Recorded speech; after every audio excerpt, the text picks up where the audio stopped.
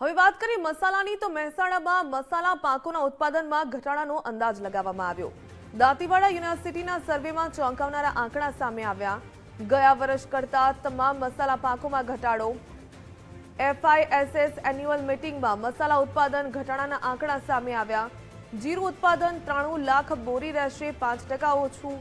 વરિયાળીમાં 10% ઘટાડો, 18 લાખ બોરીનો અંદાજ। તો ધાણા પાકમાં સૌથી વધુ 13% ઘટાડો નોંધાયો। ધાણા ઉત્પાદન આશરે 96 લાખ બોરી રહેશે।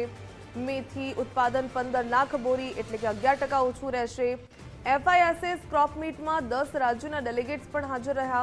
મસાલા ઉત્પાદન ઘટવાથી બજારમાં ભાવ વધશે। ગુજરાત રાજસ્થાનમાં મુખ્ય મસાલા પાકો અછતનો ખતરો પણ તોડાશે।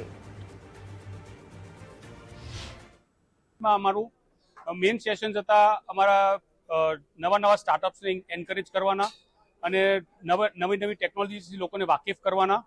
અને આ વખતે અમારો જે ક્રોપ સર્વે, અમારું જે USP છે એમાં જીરું, મેથી, ધાણા અને વરિયાળીનો ક્રોપ સર્વે કરવા સ્ટુડન્ટ્સ દ્વારા કરવામાં આવ્યો છે। અમે દાંતીવાડા એગ્રીકલ્ચર સ્ટુડન્ટ્સ અમારો ક્રોપ સર્વે કરે છે ટ્રેડર્સના એક્સપર્ટ ગાઈડન્સમાં।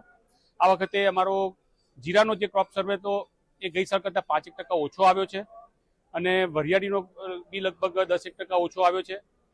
ધાણા બી લગભગ 13% ઓછો આવ્યો છે અને મેથીનો બી ગત સાલ કરતાં લગભગ 11% ઓછો અમારા સર્વેમાં દેખાડવામાં આવ્યો છે।